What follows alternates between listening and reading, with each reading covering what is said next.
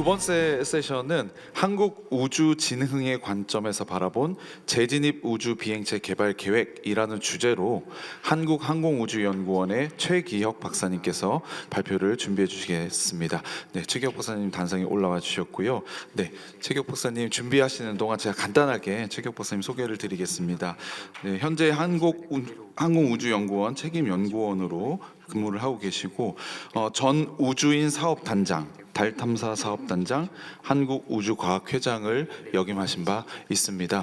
그래서 네, 책임님 준비되셨으면 발표하시겠습니다. 네. 여러분 반갑습니다. 방금 전에 소개받은 항공우주연구원의 최기혁입니다. 저는 이제 벌써 15년 전이네요. 2008년 여러분 기억하시겠지만 이제 한국우주인 사업단장을 했었고, 그다음에 이제 15, 16년에는 그 달 탐사 다누리 이제 초기 사업단장으로 뭐 예산 확보와 나사와의 뭐 협상 뭐 그런 거를 이제 했었습니다. 그래서 좀 전에 이제 최한석 소장님은 완전 이제 기술적인 측면, 우리나라가 그 발사체는 뭐 국가적으로 그건 가져야 된다고 하는 차원에서 접근을 한 것이고, 우주인 사업과 달 탐사는 뭔가 좀 발사체를 어떻게 하면 활용할까, 뭐 그런 차원이 더 이제 크겠죠. 그래서 그 대국민 설득과 그런 게 상당히 중요한 사업이었어요. 그걸 뭐 해야 되나 말아야 되나 뭐 이제 그런 거부터 해가지고, 그래서 여러분들이 이제 앞으로 우주 분야에서 일할 때 이제 그런 것들을 많이 좀 우리가 생각을 해야 됩니다. 예산 확보라는 것 자체가 상당히 힘들 수가 있다는 것. 발사체하고는 또 다른 차원이에요.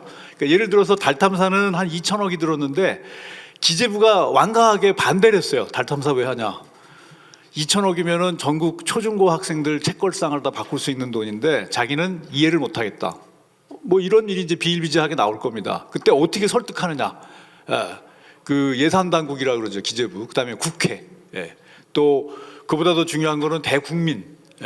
여론을 어떻게 만들어 갈 것이냐 하는 것을 뭐 일일이 다 설명드릴 시간은 없지만 그런 이제 배경으로 여러분 좀 봐주시면 좋겠습니다. 그래서 저는 지금 이제 우주 비행기에서 재진입 중에서 이제 열보 시스템 연구를 이제 계속 해오고 있고요. 과제가 크지는 않습니다. 기초 연구이기 때문에 그런 관점에서 또 우주 비행기에 대한 관심을 제가 계속 갖고 있었고, 그래서 우주 비행기를 우리나라가 왜 개발해야 되느냐, 또 기술적인 측면은 어떤 것이 있느냐, 뭐 그런 것들을 좀 설명드리도록 하겠습니다. 순서는 이렇고요. 저는 이제 우주 개발에서 아까도 이제 제가 모두에 말씀드렸지만 그 대국민 설득을 위해서, 또 예산 당국 설득을 위해서는 저는 이 세 가지가 필요하다고 봅니다. 그러니까 경제적으로 어떠한 이득이 있느냐, 이 우주 비행기 개발을 통해서. 제가 뭐 우주 비행기에만 국한하겠습니다. 그 다음에 우주 비행기가 국가 안보를 위해서 어떤 역할을 할 수가 있느냐, 또 매력이라고 제가 표현을 했는데 국민들이 이것을 어떻게 볼 것이냐, 이 세 가지가 전 만족을 해야지 예산을 딸 수가 있다고 봅니다. 그래서 실례를 들어드리면 달 탐사할 때 제일 고생을 했던 게 그 여론 형성이었어요. 그 예산 당국의 설득이었습니다. 논리가 있어야 되는 거예요. 2천억이 작은 돈은 아니잖아요, 그죠? 도대체 당신들은 왜 이거를 하려고 하느냐? 그래서 뭐 고민을 많이 했어요. 과기부 과장하고 뭐 합숙 훈련도 하면서 논리를 만들어내야 되는 거죠. 그 중에 하나가 우리나라 우주 기술의 진일보였습니다. 그러니까 달 탐사하면은 40만 킬로를 가야 되기 때문에 심우주 항법하고 대용량 추력기, 이게 로켓 엔진하고는 또 좀 다른 겁니다. 대용량 추력기 개발을 해야 되기 때문에 우리가 달 탐사를 해야 됩니다. 두 번째로는 마침 그때 중국, 일본, 인도가 다 달 탐사에 나섰어요. 그래서 우리나라가 너무 뒤떨어지면 안 된다, 뒤처지면 안 된다. 적어도 중국, 일본, 인도에서 10년 정도 차이를 두고는 우리 따라가야 된다. 지금 그렇게 따라가고 있습니다, 우리나라 우주 개발 전체가. 그래서 아마 뭐 여러분 주로 이제 기술적인 것만 생각하실 텐데 이제 이런 측면이 있다는 거를 좀 말씀드리고 싶습니다. 그리고 이제 우리나라가 이 우주 개발이라는 것은 국가의 전체적인 전략하고도 상당히 맞물려 있어요. 한번 이제 생각해 보시죠. 우리가 이제 그 일제 시대를 거쳐 가지고 한 뭐 1990년대까지는 뭐 중진국에 우리가 올라갔죠. 우여곡절 많이 겪었죠. 6.25도 있었고 뭐 여러 가지 그러나 어쨌든 하여튼 뭐 전 국가적인 노력을 통해서 5,000불 정도까지는 올라갔고 이때까지는 우주 개발을 생각하진 않았습니다. 예, 자동차 만들고 배 만들고 뭐 이런 게 더 중요했기 때문에. 그 다음에 이제 민주화 시대가 오죠. 예, 그 90년부터 한 2020년 뭐 이렇게 이건 연도는 뭐 보기에 따라 달라지지만 이때 이제 우주 개발이 시작이 됩니다. 그러니까 발사체는 좀 일렀어요. 한 90년 초반에 사운딩 로켓 뭐 이제 그런 걸 개발했었고 그 다음에 이제 위성은 95년도부터 시작을 합니다. 위성체 개발은 그때도 반대가 심했습니다. 우리나라가 무슨 뭐 위성 개발을 왜 하냐? 뭐 사다 쓰면 되지. 뭐 남의 위성 쓰면 되지. 그러나 하여튼 국가적인 전략으로 개발이 시작됐고 그 다음에 이제 문제가 됩니다. 그 다음에 이제 최근 뭐 2020년부터라고 보죠. 이제 선진국에 들어갔어요. 우리나라가 이제 3만 불 넘어가서 이제 4만 불, 5만 불 이제 가겠죠. 그럼 거기서 우리나라가 우주를 어떻게 개발할 거냐? 어디까지 할 거냐? 그러니까 쉽게 말하면 뭐 유인 프로그램도 다 할 거냐? 달에 사람 보낼 거냐? 이제 뭐 그런 문제가 생기는 거예요. 지구 저궤도에 로켓을 만들어서 위성 올리는 건 이제 우리나라가 막 할 수 있어요. 근데 과연 저궤도에 사람을 보낼 거냐? 말 거냐? 근데 그런 아주 좀 복잡한 문제들이 생깁니다. 그래서 여러분들 기술적인 것도 생각을 해야 되지만 이런 문제도 오늘 좀 같이 짧은 시간이지만 같이 좀 생각하는 시간이 됐으면 좋겠습니다.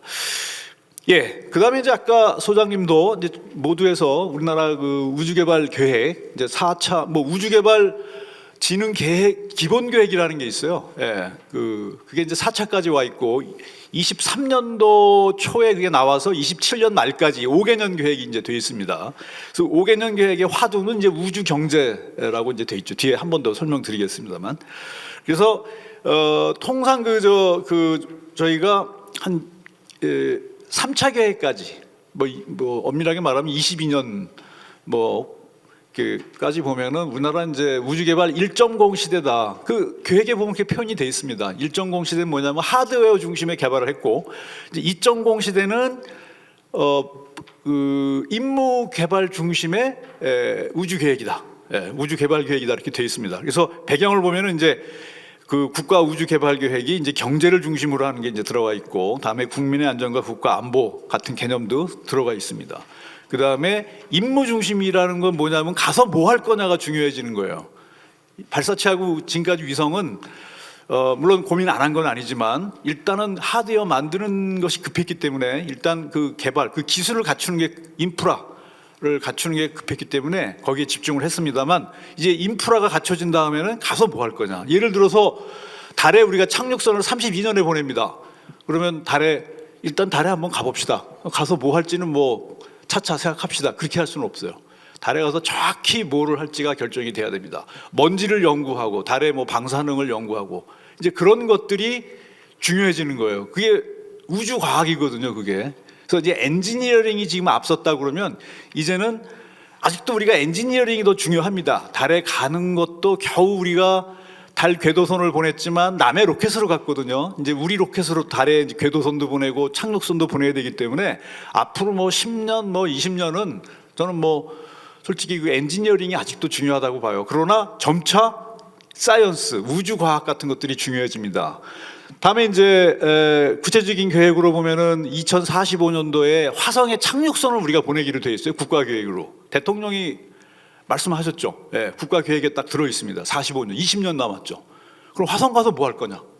예, 이제 그런 것도 우리가 연구를 해야 됩니다. 예.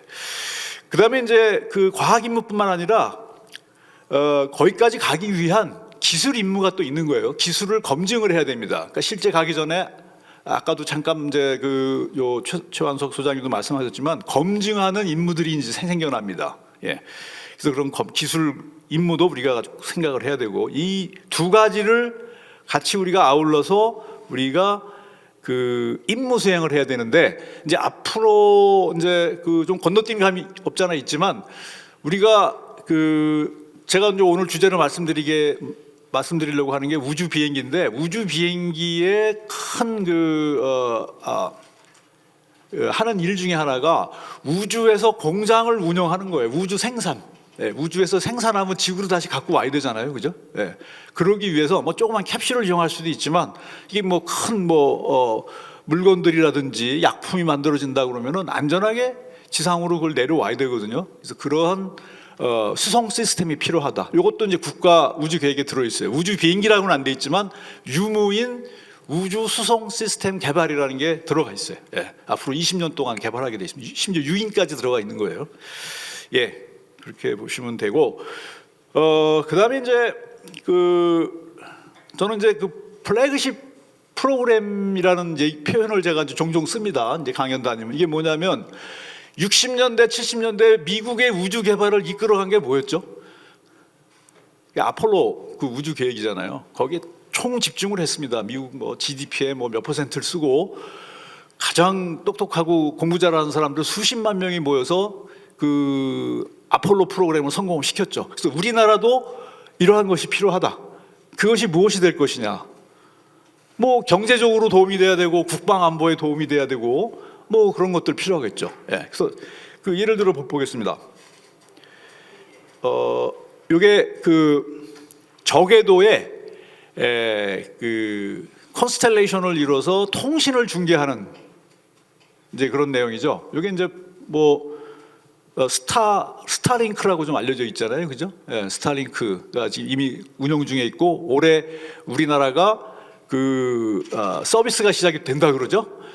이걸 왜 설명드리냐 그러면 2040년에 우주 경제 규모가 한 1조 달러 정도 된다 그래요. 현재가 한 4천억 달러가 좀 넘어요. 예. 1조 달러인데 그 중에 무려 40%가 저궤도 통신 위성을 이용한 인터넷 통신 중계입니다. 그 시장이 어마어마하게 큰 거예요. 이제 앞으로 10년, 20년 동안에. 그래서 여기에 우리나라가 이거에 하드웨어에 참여하든지 이 시스템을 활용하는 산업을 일으키든지 뭘 해야 되는 거예요. 오늘 뭐 제가 이거를 하는 주제는 아닙니다만 두 번째가 이제 그 우주 비행기라고 저는 생각합니다. 우리나라가. 그래서 우주에서 공장을 운영하고 실험실을 운영하고 또 사람을 실어 나르고 또 우리나라는 국토가 좁기 때문에 바다나 육지에서 회수하기가 참 힘들어요. 재진입한 비행체를. 그래서 이런 비행기 형태가 그 우리나라는 집중을 해야 되겠다 하는 것이고요. 그다음에 이제 뭐 항공입니다. 저 뭐 왼쪽 아래 보시면 그 UAM, 저 항공우주연구원도 이제 집중을 하고 있는데 여기도 시장이 전문가랑 제가 오늘 이제 발표를 위해서 그 통화를 해봤어요. 그랬더니 2040년에 한 1조 달러 정도의 시장이 있다 그래요. 저 그 UAM에. 이것도 어마어마한 시장이에요. 근데 이게 우주랑 아주 긴밀히 관계가 되어 있습니다. GPS 시스템하고 저 스타링크라는 통신 시스템이 있어야만 이게 가능해요. 왜냐하면 도심지를 수천 대가 날아다닙니다. 수천 대가 날아다니는데 서로 충돌하지 말아야 되기 때문에 그 관제가 제일 힘들어요. 하드웨어는 사실 기술 개발은 많이 됐다 그래요. 그래서 우주 통신 시스템을 이용하지 않으면 저 UAM이 이루어질 수가 없어요. 또 완전 자동화가 돼야 되거든요. 저게 심지어 조종사가 없을 수도 있어요. 그냥 타고 버튼만 누르면 공중에 올라가서 그 충돌을 피하면서 정해진 목적지에 내려야 되기 때문에 그렇고요. 뭐 방사는 뭐 제가 그냥 그 저것도 최근에 그 우크라이나 전쟁 이슈가 있어가지고 그 제가 집어넣었습니다. 그래서 뭐 로켓 뭐 또 뭐 저 드론 같은 것들 있죠. 저런 것도 좀 굉장한 시장으로 이제 커질 수 있다고 생각을 합니다. 그래서 우주 산업을 보면은 뭐 4천 한 지금 한 500억 달러 정도 되는데 뭐 다 디테일한 설명은 이제 제가 더 드리진 않겠고 시간 관계상. 여기서 한 가지 재밌는 걸 한번 보겠습니다. 우주 시장이 4,500억 달러, 뭐 21년도 통계는 뭐 한 3,900억 달러 되는데 여기서 위성과 발사체, 하드웨어 중심 또 서비스를 볼 때 발사체는 발사체 발사 서비스까지 포함했을 때 그렇게 시장 포션은 크진 않아요. 한 4,500억 달러에서 1.5% 정도가 발사체 시장이고 3.5%가 위성 제작 시장입니다. 그 다음에 그러니까 생각보다 작죠. 여러분 이제 우주 하면은 대표적인 게 위성과 발사체 하드웨어 개발인데 그 자체적으로 이제 크진 않지만 활용 시장이 이제 큰 것이죠. 그래서 보면 한 20% 정도가 국가의 프로그램입니다. 그러니까 뭐 첩보위성을 만든다든지 달과 화성에 사람을 보내는 게 아직도 국가가 하니까 그게 한 20% 정도 포션이 상당히 크죠. 그 다음에 나머지 그러면 한 75%는 뭐냐? 위성 활용이에요. 위성 활용. 여기에 어마어마한 시장이 사실 있습니다. 위성 활용. 그러니까 우리가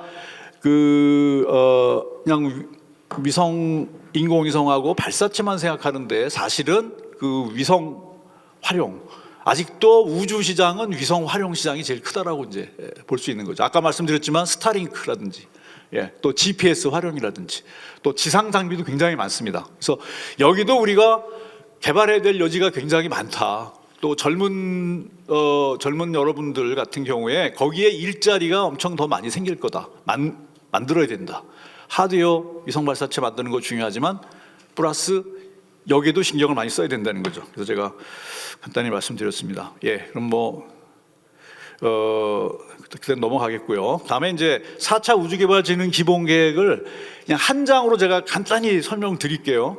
이거 인터넷에 다 떠 있습니다. 여러분 한번 다운로드 받아가 좀 보세요. 뭐 한 100페이지 되니까 다 읽으실 시간은 없을 것 같고 처음에 한 10페이지 정도 요약된 것만 읽어도 도움이 많이 되실 거예요. 자, 여기 보면 목표가 달 착륙이 32년도, 화성 착륙이 45년도, 그다음에 우주개발 투자가 현재 한 7천억 되는데 27년까지 이걸 2배로 늘린다는 것, 그것이 명시가 돼 있고 45년도에 우주 산업이 우리나라의 10대 산업이 된다, 10대 산업으로 만들겠다 하는 거예요.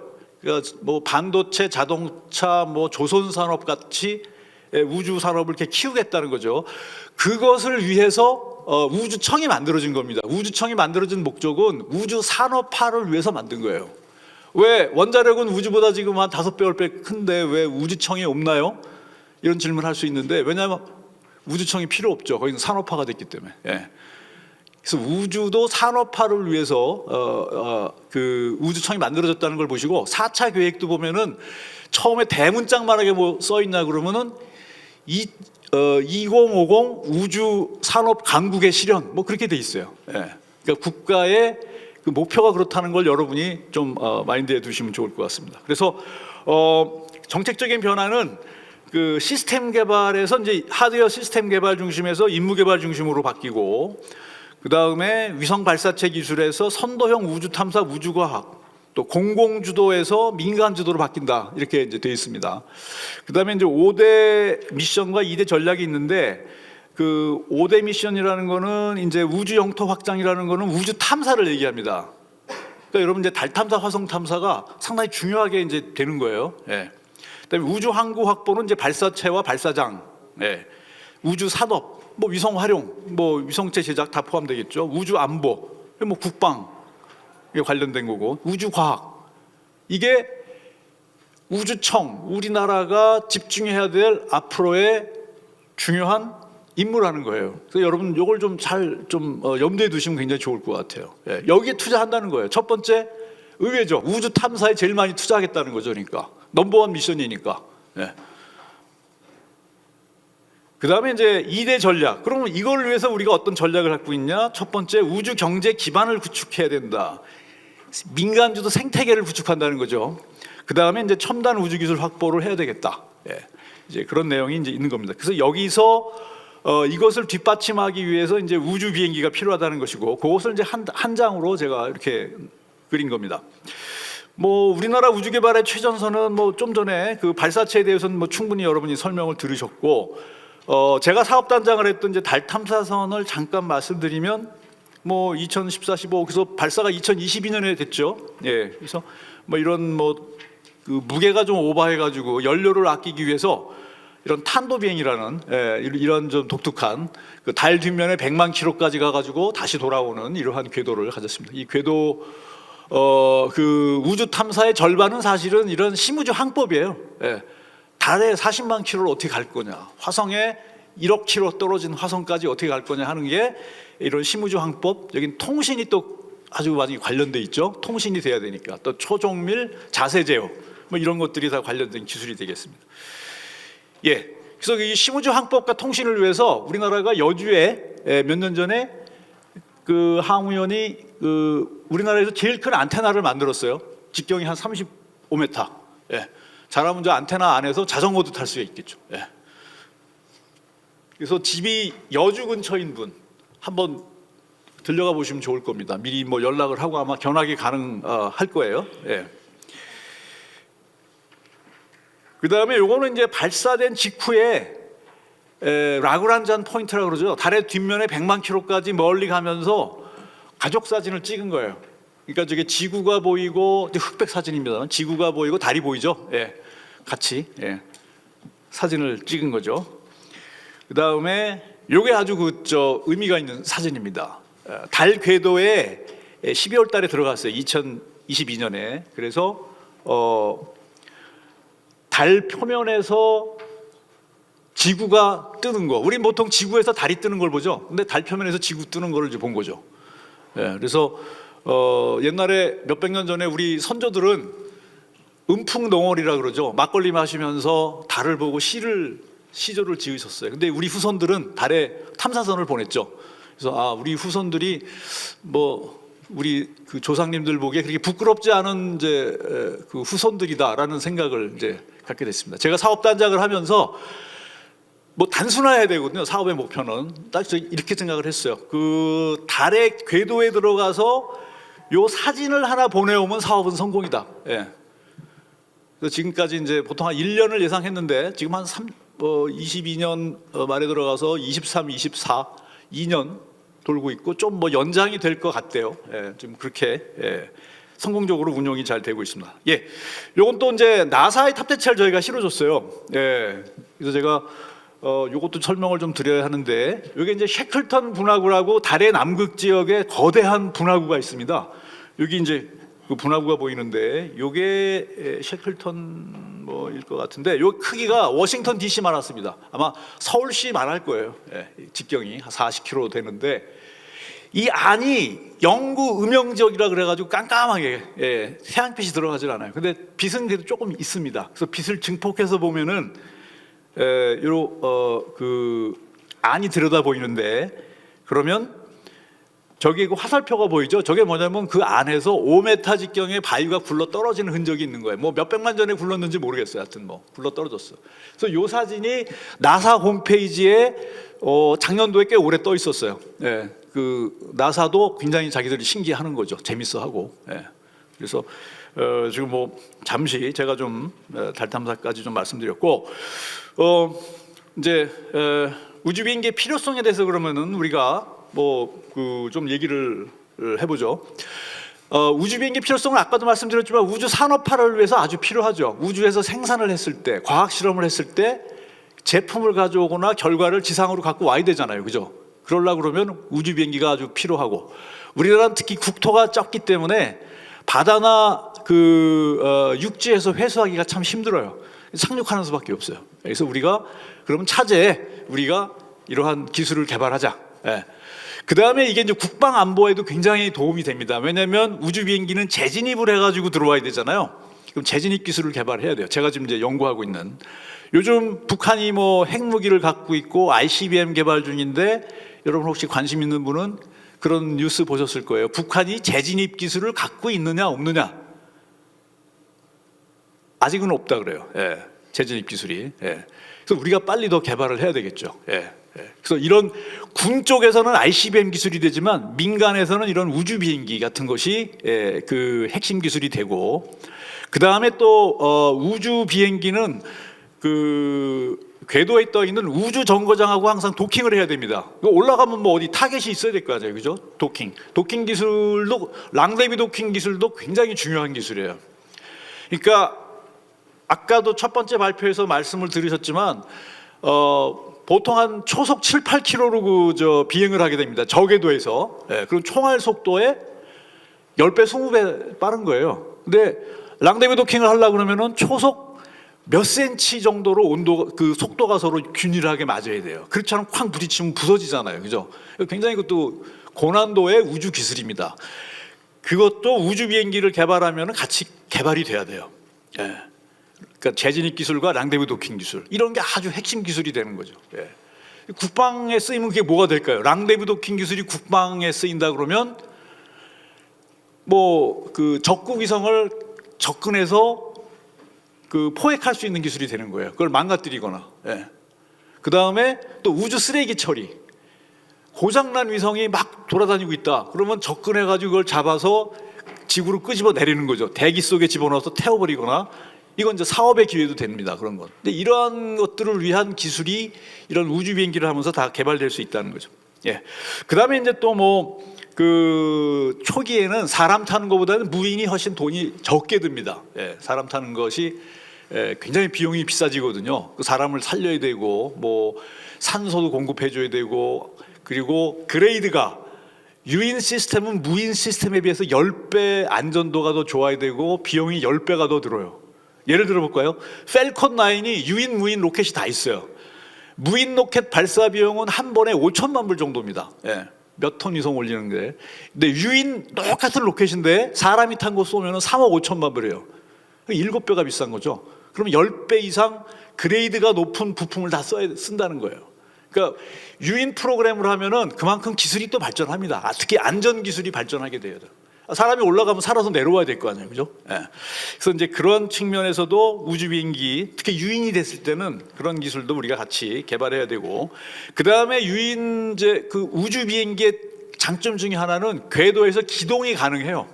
예, 기동을 할 수가 있습니다. 그래서 기동을 한다는 건 뭐냐? 적성국의 상공에 이르렀을 때 고도를 낮춰가지고 사진을 찍고 다시 올라갈 수가 있어요. 예.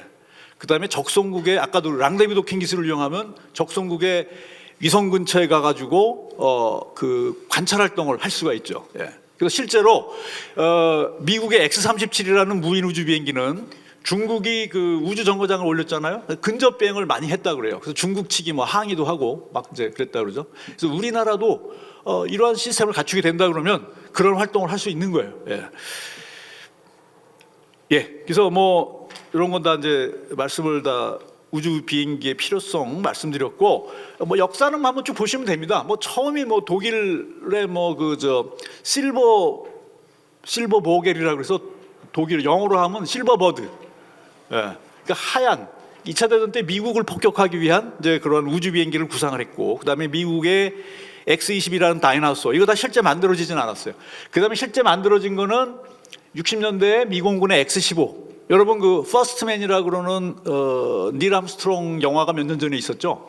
예, 거기 보면 닐 암스트롱이 이 X-15 조종사였어요. 예. 이게 이제 우주를 들락날락하는 이게 100km가 보통 넘어가면 우주라 그러는데 이게 100km까지 갔다 왔습니다. 예.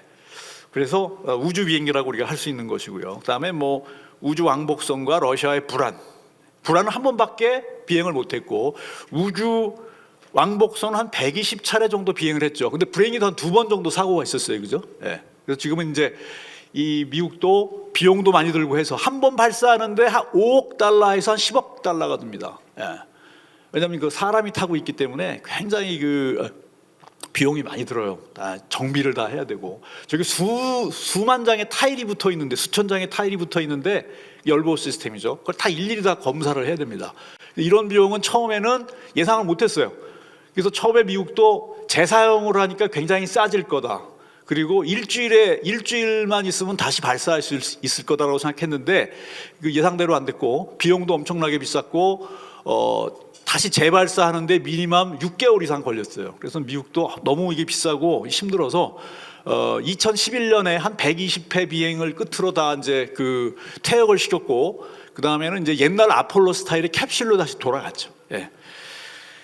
그러나 무인으로 X-37은 계속 운영을 하고 있고, 예, 요게 이제 그 현재 가장 액티브하게 운영되고 있는 미공군의 그 우주 비행기, 예, X-37B입니다. 우리도 요 정도를 타겟으로 한다 그러면 빠르면 뭐 10년, 20년 내에는 우리가 한 5천억에서 한 1조 정도 사이면 우리가 개발할 수 있을 거로 생각해요. 예, 우리가 웬만한 기초 기술은 다 갖고 있잖아요. 뭐 전투기도 개발하고, 뭐 열보 시스템과 뭐 그 재진입 뭐 하는 거는 얼마든지 우리가 연구를 하면은 다 개발할 수 있는 것이고요. 예. 그 다음에 미국의 그 유무인 이제 상업용입니다. 그 시에라 네바다사의 드림 체이서라는 게 이제 지금 개발돼 있고 아마 올해 뭐 시험 비행한다 그랬는데 올해는 못 하는 것 같고 뭐 내년 넘어가는 것 같아요. 근데 이게 시험 비행이 됩니다. 사람이 탈 수도 있고 무인으로도 운영이 가능하죠. 예. 그 다음에 이제 아까 이제 우주 관광 얘기가 잠깐 나왔는데 여기 이제 보니까 서브오비탈 하면은 이제 100km까지 갔다 내려오는 거잖아요. 예.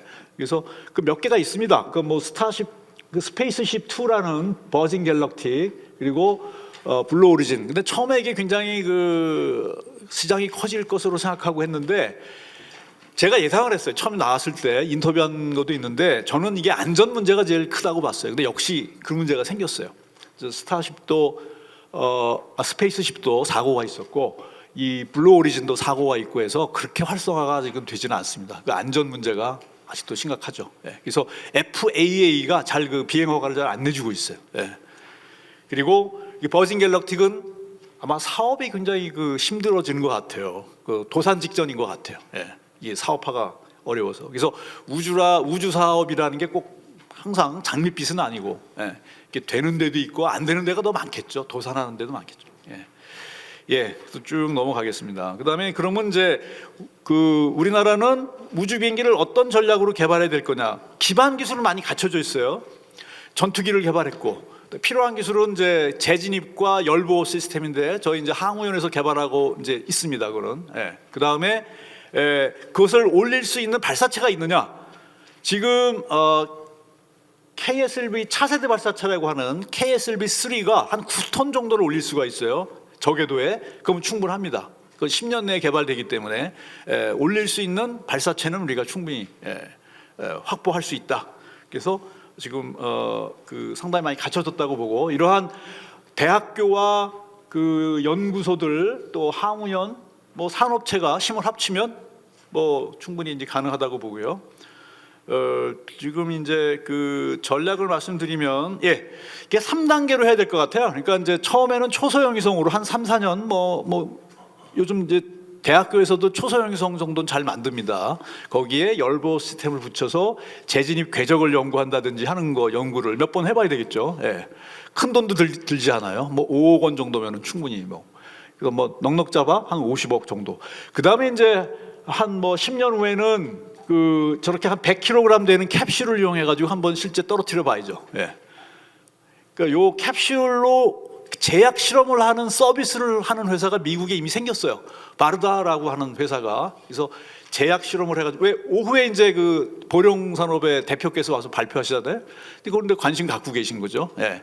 그러니까 사람이 올라가서 큰 우주 정거장에서 하면은 굉장히 비싸지만 좀 무인으로 저렇게 조그만 캡슐 나면 굉장히 저렴합니다. 예. 저런 서비스도 생겨나고 있다라는 걸 이제 알아주시면 좋고 그 다음에 한 20년 후에는 우리가 진짜 무인이든 사람이 타든 저런 본격적인 우주 비행기를 우리가 자체적으로 개발할 수 있겠다. 이제 그런 전략으로 생각하고 저희가 자체 연구로 이제 이 초소형 위성을 이용한 재진입 연구를 이제 한번 과제로 했었습니다. 그래서 그런 그 초소형 위성도 설계를 해봤고 그 다음에 이제 이 궤적 같은 것도 필리핀 상공에서 재진입해서 뭐 동해에 떨어지는.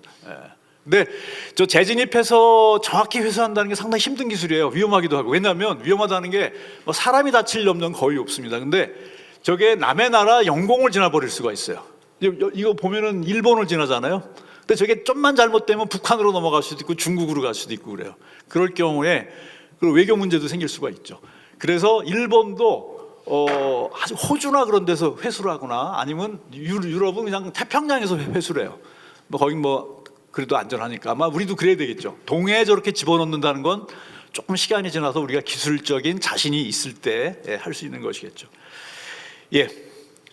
그러면 이제 그 우주 비행기에서 어떠한 실험을 할 거냐 이제 하는 거를 이제 그 보면은 이게 제2 우주인 두 번째 우주인이 어떤 과학 임무를 수행할 거냐하고 밀접한 관계가 있어요. 자, 첫 번째로 무조건 해야 될 거는 우주 의학 연구입니다. 제가 뭐 시간이 없어서 디테일하게 설명 못 드리겠는데 우주에 올라가면 한 달에 1% 정도 근육과 뼈가 손실이 됩니다. 또 방사능을 쏘이기 때문에 거기서 1, 2년 우주 비행을 막 화성 탐사하면 한 2년, 3년 걸리거든요. 그러면 10%, 20% 정도의 암 걸릴 확률이 늘어나요. 여기 그래서 그런 것을 어떻게 막을 거냐. 또 심혈관계 그 문제도 생기고 하기 때문에 중력이 없으니까 혈관도 일종의 파이프잖아요. 피가 잘 안 흐르게 되는 거죠. 그런 문제들 어떻게 우리가 해결할 거냐. 또 심리적인 문제도 있어요. 고립실에 장기간 그러니까 우리 강의실만 한 데서 젊은 남녀 10명이 한 2, 3년을 같이 지낸다고 생각해 보세요. 무슨 일이 벌어질까? 심리적인 거 뭐 여러 가지 문제들이 서로 친해지기도 하겠지만 서로 싸우기도 하겠고 뭐 우리가 아직 미처 모르는 인간의 본성과 그 사회성에 대해서 연구를 해야 될 필요성이 있는 거죠. 그다음에 이제 우리나라 이제 산업을 위한 실험을 해야 되겠죠. 우리나라가 전 세계 넘버 1, 2 하는 산업이 2차 전지하고 반도체잖아요. 그거에 관련된 그거의 기초 원리를 규명을 하고 좀 더 고성능을 위한 그런 실험들을 하는 게 필요하겠죠. 그럼 산업체가 거기에 돈을 댈 수도 있을 겁니다. 예. 지금 우주인이 올라가는 데는 뭐 한 1,000억 정도 보통 들어요. 그래서 이제 뭐 일단은 미국의 우주선을 갖고서 이제 올라가야 되겠지만 그 정도 예상을 해야 되고 우주 비행기 우리 게 있으면 돈을 많이 절약이 되겠죠. 그래서 이런 반도체 연구라든지 또 제약이 요즘 굉장히 뜨고 있습니다. 우주 공간에서는 중력이 없기 때문에 결정이 굉장히 잘 만들어져요. 그래서 저기 인슐린 당뇨병 환자들이 이제 그 인슐린 주사를 맞아야 되는데 그 인슐린 결정 같은 것도 우주 공간에서는 잘 만들어지고 저렇게 단단한 결정이 되면은 저걸 냉장고에서 보관 안 하고 상온에서도 보관이 가능하다 그래요. 그러니까 여러분 이제 코로나 백신 많이 맞으셨잖아요. 코로나가 백신이 그 굉장히 불안정한 화학 그 결합을 하고 있기 때문에 이게 냉장을 하지 않으면 그 효과가 다 없어지죠. 근데 우주 공간에서 만들면 굉장히 안정된 그러한 결합물을 만들 수가 있다고 해요. 그래서 이러한 유리한 점이 있어서 우주 공간에서 우리가 이런 제약이 요즘 굉장히 각광을 받고 있습니다. 아마 오늘 오후에도 관련된 발표가 있는 것 같아요. 그다음에 저는 게임 체인저는 장기 생산이라고 생각합니다. 우주 공간에서 줄기세포가 잘 자라거든요. 그러면 우리 줄기세포를 갖고 올라가서 필요한 장기를 많은 연구가 필요할 겁니다. 장기를 만드는 거는 굉장히 필요합니다. 산업적으로도 그렇고 우리 인간의 고통을 덜어주는 면에서 자 우리나라에서 매년 투석이 뭔지 알죠, 여러분? 고혈압과 당뇨가 오래되면 이제 신장이 망가지는데 주위에 보면 있습니다. 한 12만 명의 투석 환자가 있다 그래요, 우리나라. 투석도 오래 하다 보면 결국은 신장을 바꿔줘야 되죠. 필요한 환자가 한 4만 명 돼요. 4만 명인데 신장뿐만 아니라 심장도 그렇고 간도 그렇고 눈도 그렇고 이런 분들이 총 4만 명인데 실제 이식 수술을 받는 분은 3천 명밖에 안 됩니다. 그리고 매년 3천 명이 이식을 대기하다가 돌아가세요. 오늘도 8분이 돌아간 거예요, 매일.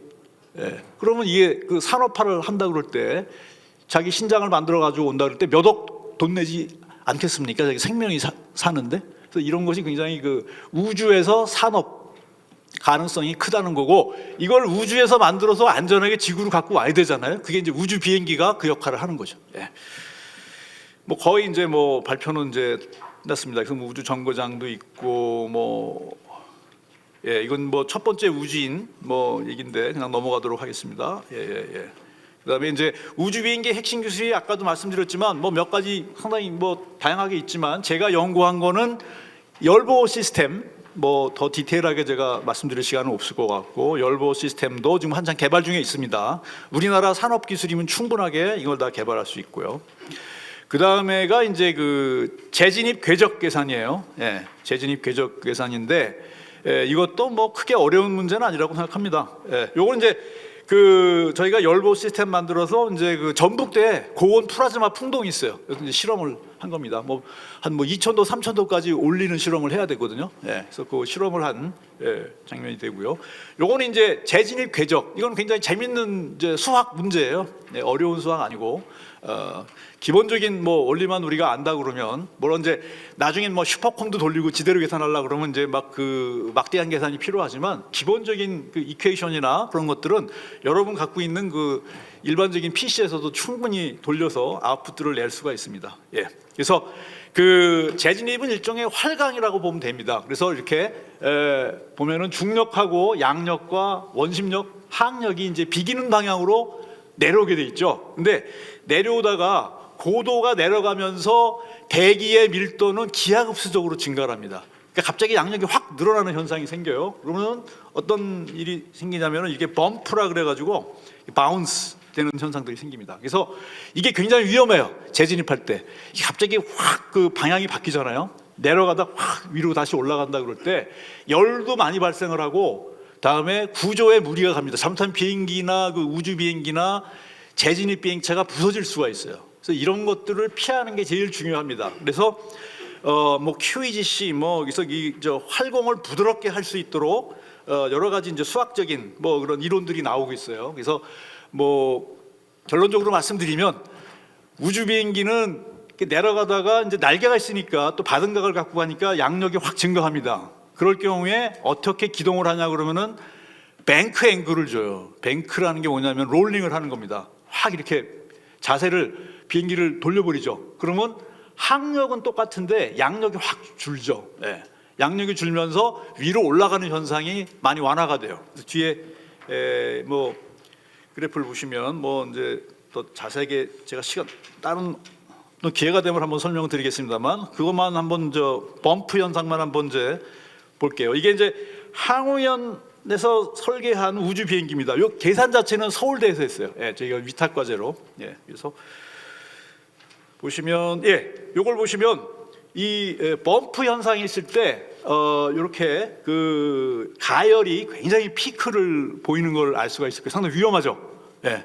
잘못하면 열보호 시스템으로 감당이 안 되는 열이 발생할 수가 있는 거예요. 그러면 비행체가 부서져 버리죠. 그래서 특히 그 우주 비행기처럼 대형 그 재진입체는 이게 아주 굉장히 크리티컬합니다. 그래서 보시면 이렇게 뱅크 앵글을 주는 게 이게 이제 뱅크 앵글을 주는 겁니다. 그러니까 제로에서 상당히 많이 비행기를 확 돌려버리는 거죠. 예, 이걸 거의 뭐 90도까지 막 꺾어주는 거죠. 이렇게. 예. 그러면 좀 더 부드러운 각도로 내려오는 걸 알 수가 있죠. 예. 요게 이제 뱅크 앵글을 말하는 겁니다. 마이너스 뭐 4, 50도에서 플러스 4, 50도로 이렇게 실제 우주 왕복선도 보면 이렇게 그 롤링을 하면서 들어옵니다. 예.